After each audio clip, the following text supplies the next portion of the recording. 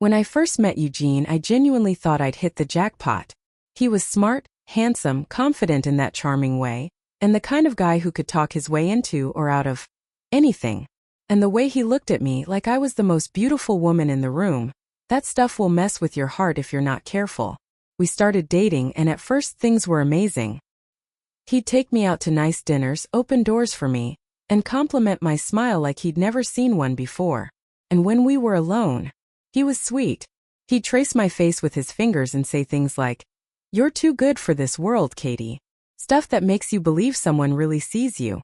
But the problem started showing up not long after he introduced me to his family. They were cold. Not outright rude at first, but you could feel it.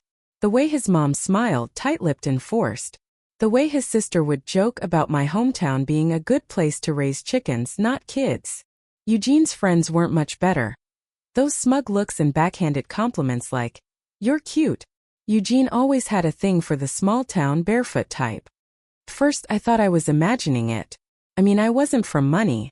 I grew up in a little town where people left their doors unlocked and said hi to strangers. My parents are good, hardworking folks. They taught me to be kind and respectful. I figured, hey, maybe his family just needed time. Maybe they weren't used to someone like me. Maybe I needed to prove I belonged. And Eugene? He told me not to worry. That they were just a little snobby but harmless. That he loved me. That I was beautiful and kind and not like all the fake women he'd dated before. So I gave it time. I laughed off the comments. Smiled through the awkward dinners. Bit my tongue when I wanted to speak up. Because I believed him. I believed in us. But that belief, it cost me more than I ever imagined. It was a Saturday evening when Eugene told me his family wanted to do something nice for us. His mom was hosting a dinner at their house. Nothing fancy, just family time. I remember the way Eugene leaned into the doorway of our bedroom as I was brushing my hair, smiling like it was no big deal. "They said they want to reconnect," he told me. "Mom even asked if you bring that lemon pie she loves." It almost made me laugh. His mom hated that pie. She once asked me at a Christmas dinner if I'd learned to bake in a gas station. I thought maybe this was a step forward. Maybe they were really trying. So I baked the pie. I even wore a soft blue dress Eugene always said made my eyes look brighter. I put on a little extra blush, curled my hair the way he liked it, and told myself tonight would be different. The moment we walked through that door, I felt it. You know how sometimes people don't have to say a word. You just know you're not welcome? That was the air in that house. Heavy. Judging. His sister gave me a once-over and muttered, "Still dressing like it's Easter Sunday in the country." His mom looked past me like I was part of the wallpaper. Even his cousin smirked and whispered something under his breath that made his girlfriend laugh. "Eugene?" He chuckled. That was the part that stung more than anything. He didn't stand up for me. Didn't shoot them a look or grab my hand. He just smiled and played along like I was in on the joke too. I held it together. I smiled, passed around the pie, made small talk. But I could feel something was about to break. Then his dad raised a toast. "To Eugene," he said, lifting his glass, "for finally learning not to settle." The room burst into laughter. I looked at Eugene. He didn't say a word. Just sipped his wine and grinned like they were all just having a little fun. And something inside me, something I'd been holding down for far too long, started to shift. I don't even know how I made it through the rest of that dinner. I smiled. I nodded. I laughed at things I didn't find funny. I passed the potatoes, refilled drinks, answered questions with polite little one-liners that kept me safe. But inside I was unraveling. It wasn't just the toast. It wasn't just the jokes about my farm girl fashion, or how Eugene's sister snickered that my hands looked too clean to know what real work is, but too rough to marry rich. It was all of it. Every snide remark that dripped with fake sweetness. Every laugh at my expense. Every time someone mocked me, then looked at Eugene like they expected him to join in. And he did. He always did. And later, when I pulled him aside, just the two of us in the hallway near the bathroom, I asked him, "Why do you let them talk about me like that?" He rolled his eyes and leaned against the wall like I was the one being difficult. "Come on, Katie. It's just how they are. You know they don't mean it. They're just messing around." I stared at him. "And what about you?" I asked. "Do you mean it when you laugh?" He reached out and tucked a loose curl behind my ear. You're too sensitive, baby. I love you. You're gorgeous. You're sweet. That's why I picked you. Don't let their crap get to you. Picked me. Like I was some sort of rescue pet from a shelter. He kissed my forehead, told me to smile more, and walked off like nothing had happened. And I stood there, rooted to the floor, heartbeat pounding in my ears, realizing that this wasn't the first time. It had been happening for years. Tiny comments, little humiliations. Each one brushed off as a joke. Each one forgiven because I thought love would be enough. That time would soften them. That if I just held on a little longer, things would change. But they never changed. They got worse. And tonight something cracked wide open. I finally saw it for what it really was. When we got home that night, Eugene was in a great mood. Like he'd just left the most entertaining show on earth.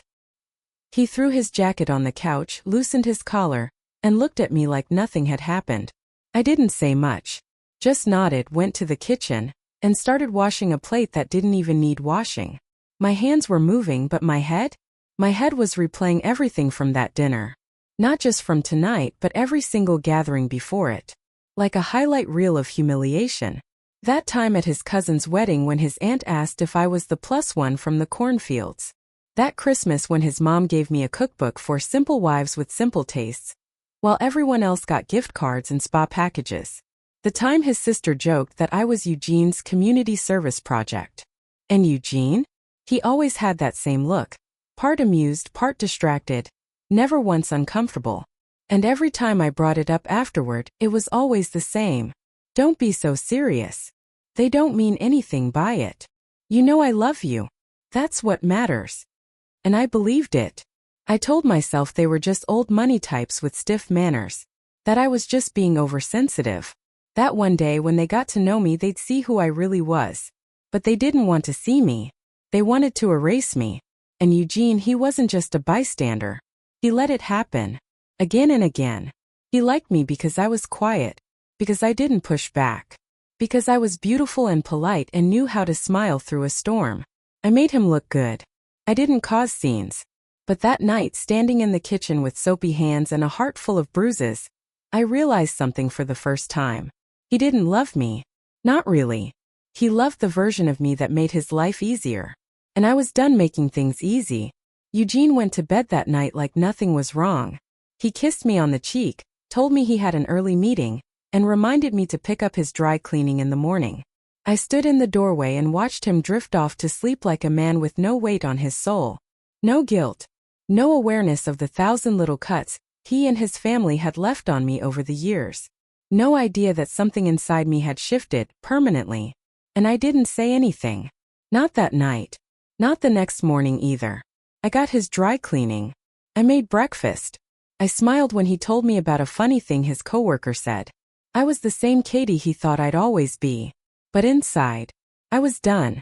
I started replaying everything, not just emotionally but strategically. I began looking back at every insult, every smirk, every time Eugene laughed when I was being torn apart. I remembered how his mother always reminded me that I had no pedigree. How his friends whispered that I was lucky he chose me. How I sat through birthday parties and anniversaries where I was treated like a waitress instead of a wife. And Eugene, my husband, let it happen. I realized they never saw me as part of the family. I was a decorative piece. An accessory. Someone to show off at company parties but never listened to. And I had played that role so well for so long they never thought I could be anything else. But I could be something else. Something they didn't expect. So I started planning. Not screaming. Not crying. Not packing my bags and storming out in tears. No, that would be too easy for them. I wanted them to feel what I felt. To live in the humiliation they dished out so freely. To watch their perfectly controlled world get knocked off its axis. Slowly, silently, and without warning. And it started with a smile. Because revenge mine wasn't going to be loud. It was going to be quiet. The first step was patience. Revenge isn't about rage. Not the good kind anyway. It's about clarity, precision, making sure every piece lines up before you make a move. So I did what I always did. I played the role. I kissed Eugene goodbye in the mornings. I made dinner. I smiled at his mother when she called to check in, and passive-aggressively asked if I'd considered going back to school for something useful. And behind the scenes, I started collecting things, photos, emails, screenshots, conversations that I accidentally recorded when we were out with his family, moments when they said things I could use, moments when Eugene laughed at their cruelty or worse, added his own spin to it. He once said to a friend when he thought I'd gone to the bathroom, "Katie? Yeah, she's easy. No drama. Just pretty and quiet. You know what I mean." I saved that voice memo.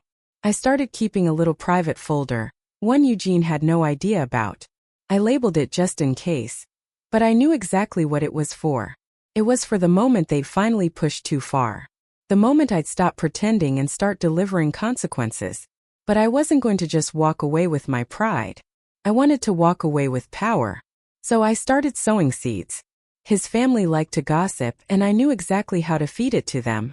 I'd mentioned something vague about Eugene's work, just enough to raise eyebrows.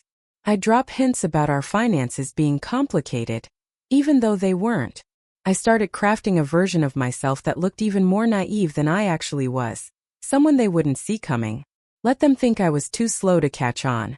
Let them believe I was still the same small-town girl baking lemon pie and hoping for approval. Because while they were busy laughing at me, I was already setting the table for something they'd never forget. I started small. Eugene's family was obsessed with appearances. Perfect holiday cards, curated social media posts, expensive charity events. So I knew their vanity was the key. The first crack I made? Social. I changed my tone online. I started posting pictures of me alone. No Eugene. No captions with hearts. Just me looking calm, focused, and honestly kind of detached. A little too peaceful. A little too distant. Then I posted a photo of a book on emotional abuse. No words. No explanation. It took 3 hours for his sister to text Eugene. "Is everything okay with Katie?" He asked me about it later, frowning as he scrolled. I just smiled and said, "I just like the message in the book. It doesn't mean anything." Then I kissed his cheek and walked off. He bought it. They all did. Next, I started being just a little careless with details when we were around his family. "Oh, Eugene didn't tell you? We had a huge argument last week." "Oh no, I stopped doing the finances. He wanted to handle it all himself." "Oh, I thought you knew. Eugene's been stressed at work. There's talk about layoffs." None of it was technically false. But the way I said it, it planted just enough doubt. The looks on their faces told me it was working. His mom started texting him more. His sister got snippy with me at brunch, asking if I was coping okay. Eugene started getting testy, trying to figure out where all this was coming from. But I always had a smile. Always had the sweet, innocent tone. I didn't mean anything by it. "I'm sorry if they misunderstood. You know I'm not like that." It was the same script they used on me for years. And now, it was my turn. The shift had started.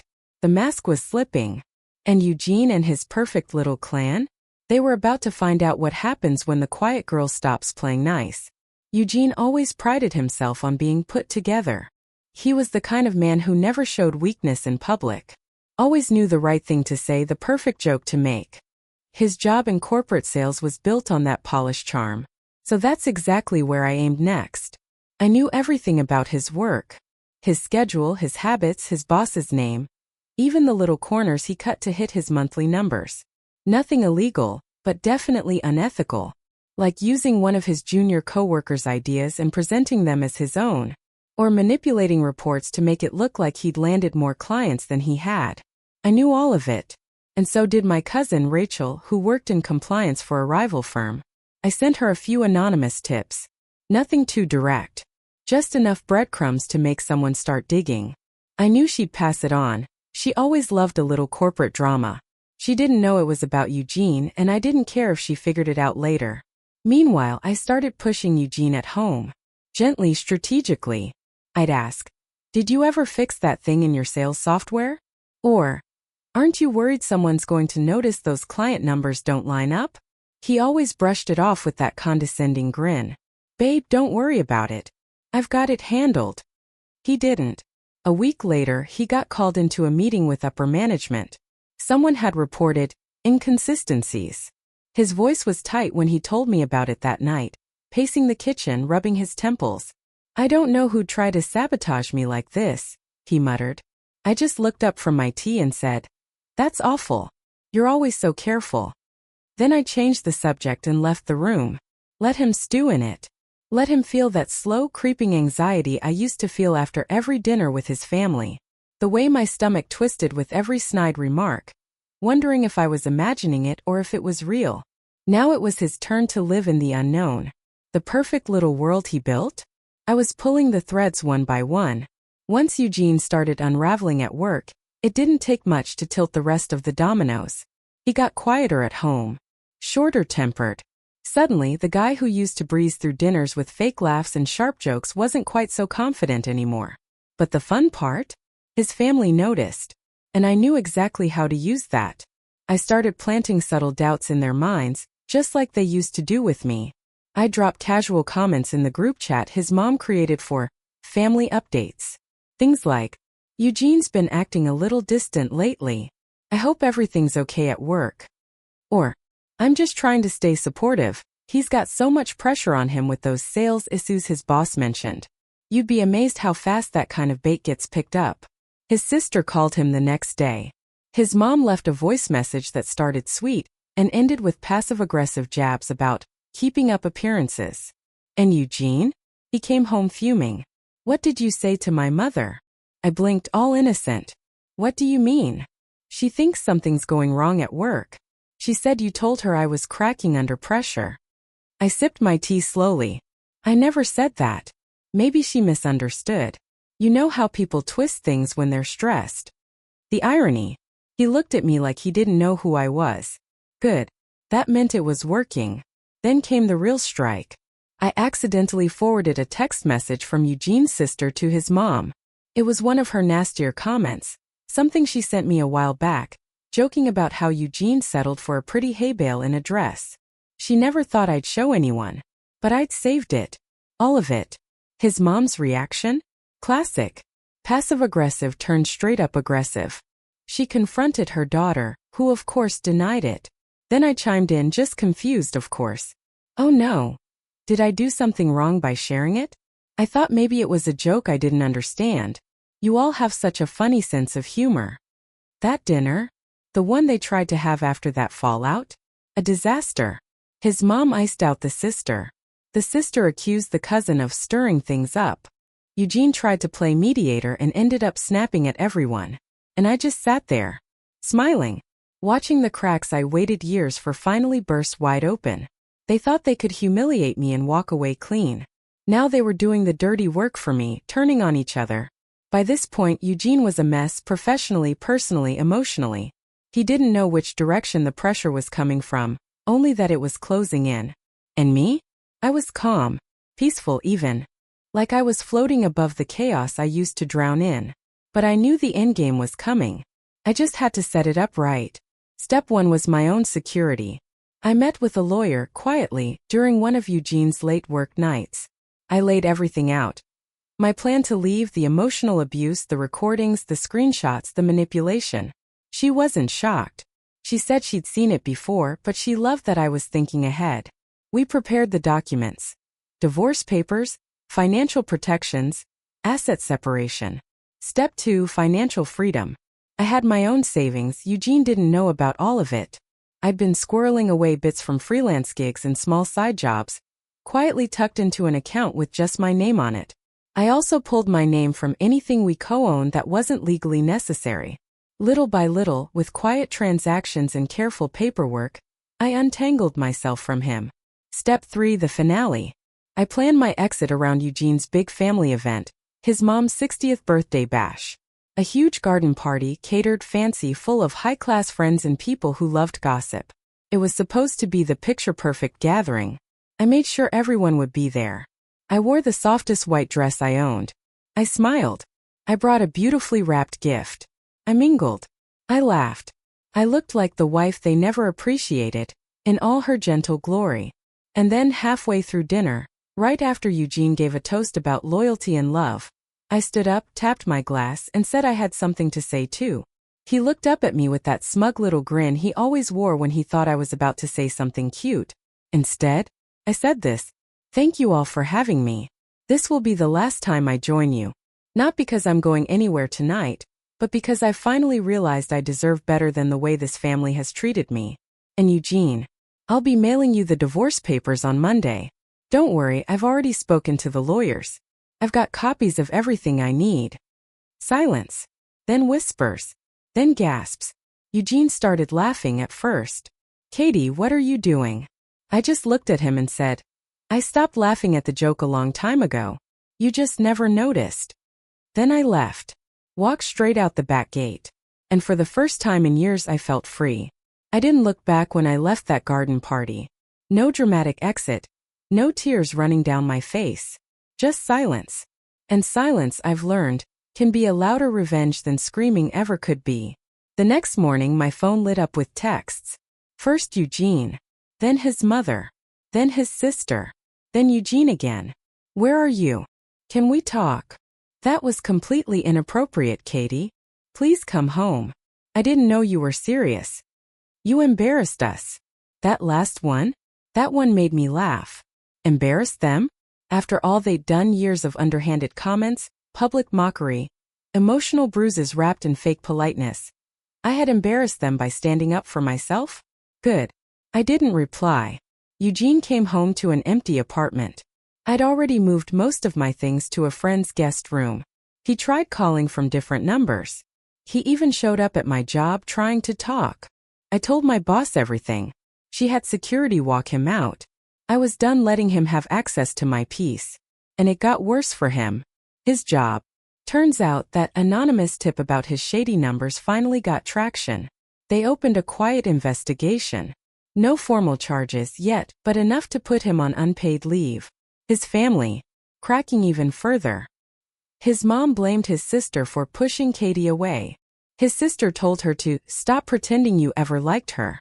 The group chat fell apart. Everyone picked a side. And Eugene wasn't the side most of them wanted to be on. And I was quiet. I posted one photo. A coffee cup on a balcony. No caption. Just peace. Let them wonder. Let them feel the way they made me feel. Uncertain, unstable, unwelcome. For once, they were the ones holding their breath. And I was just getting started. The one thing Eugene always counted on through everything was my silence. Even after that dinner. Even after I walked out. Deep down, I know he believed I'd cool off, maybe come back with some conditions, maybe even cry and ask him to fix things. Because that's what I always did.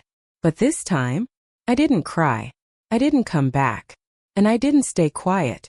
I shared my story. Not in some messy, vengeful social media rant, but through something more powerful. Podcast. My friend Alyssa runs a popular one focused on emotional manipulation and the hidden forms of abuse that don't leave bruises but leave scars. She'd asked me months ago if I'd ever want to talk. Back then I said no. But now? I said yes. I didn't use real names. I didn't have to. The details were enough. The small-town girl who married into a cold, cruel family. The jokes that weren't jokes. The husband who smiled when others hurt her. The years of being treated like a beautiful doll on a shelf, quiet, lovely, voiceless. The episode aired 2 weeks after the garden party. And oh, did it spread. People recognized the dynamic. Some even recognized Eugene because while I never said his name, I did mention his industry, a few of his business tactics, and a very specific quote he once said to a coworker that went semi-viral on LinkedIn. It didn't take long before it got back to his job. The internal investigation reopened. His mentor, the one who always covered for him, pulled his support. Said he had credibility concerns. Eugene tried to spin it, of course. Claimed he was being slandered. Told people I was emotionally unstable. And obsessed with revenge. But here's the thing. People saw through him. Because I didn't act unstable. I acted calm. Clear. Honest. The more he tried to discredit me, the more he exposed himself.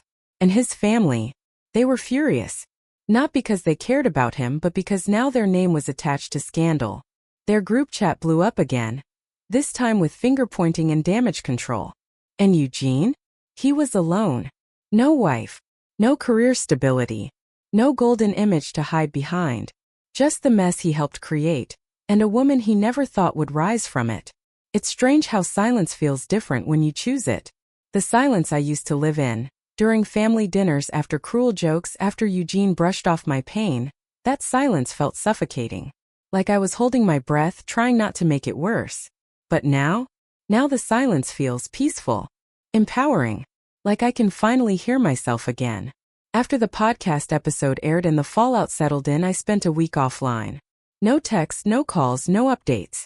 Just long walks, journaling, coffee with real friends, the kind who never once made me feel small. And I thought about everything. How I'd spent years trying to be the perfect version of myself for people who never cared to know the real me. How I dimmed my own light just to keep the peace. How I forgave too easily. How I believed love meant staying quiet, being loyal, holding on even when it hurt. But it wasn't love. It was control wrapped in charm. I didn't feel victorious right away. I felt tired, like someone who had survived a long, brutal storm. But the more I sat in that stillness, the more I realized I had won. Not because I exposed Eugene. Not because his reputation fell apart. Not even because I made his family finally look in the mirror. I won because I chose myself. I stopped hoping they'd change.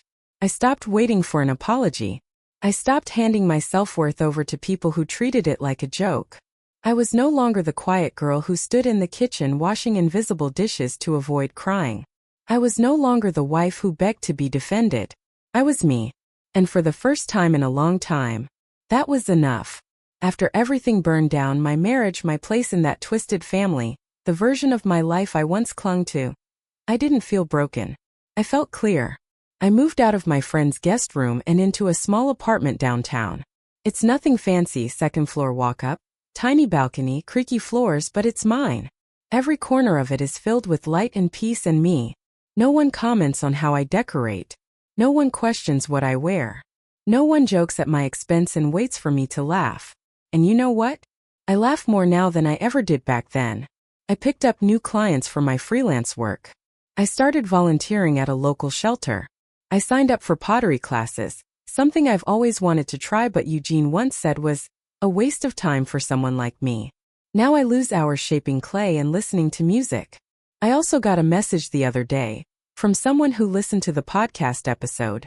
A woman. She wrote, "You put words to something I didn't even realize was happening to me. Thank you for reminding me that it's not weak to walk away. It's brave." That one message made all of it feel worth it. Because here's what I've learned. You don't have to scream to be strong. You don't have to fight dirty to fight back. Sometimes the most powerful thing you can do is leave with your dignity and let the silence say what words never could. And if people want to know what happened, I let them guess. I let Eugene explain, twist, deny, defend. It doesn't matter anymore. He lost access to the best parts of me. And I found the parts of myself I didn't even know I'd buried. If you're still there, you might be wondering, was it worth it? The quiet revenge. The careful planning. The years of pretending. Then pulling the rug out from underneath the people who thought I'd always stay quiet. Yes, it was worth every second. But here's the truth I want to leave you with. I didn't do it just to hurt them. I did it to save myself. I stayed far too long in a life that didn't love me back. I let people convince me that cruelty was comedy, that silence was love, that I was lucky just to be chosen. Never again. Now I know. You don't have to prove your worth to people who are committed to misunderstanding you. You don't have to shrink to fit into their small, bitter world. And if you feel stuck, silenced, humiliated, you don't have to explode. You can rise. You can reclaim your story, your dignity, your freedom, piece by piece, move by move. I'm not bitter anymore. I'm not angry. I don't need revenge now. Because I already got what I needed. Clarity, peace, power, and most importantly, myself. So no, I don't miss Eugene. I don't miss the fake smiles, the dinners full of daggers, or the man who only loved me when no one was watching. I miss nothing. And in its place, I've built everything. If this story sounds like yours, I hope you stop waiting for the apology. Stop waiting for the change. Be the one who changes the story. You're allowed to walk away. And when you do, don't look back.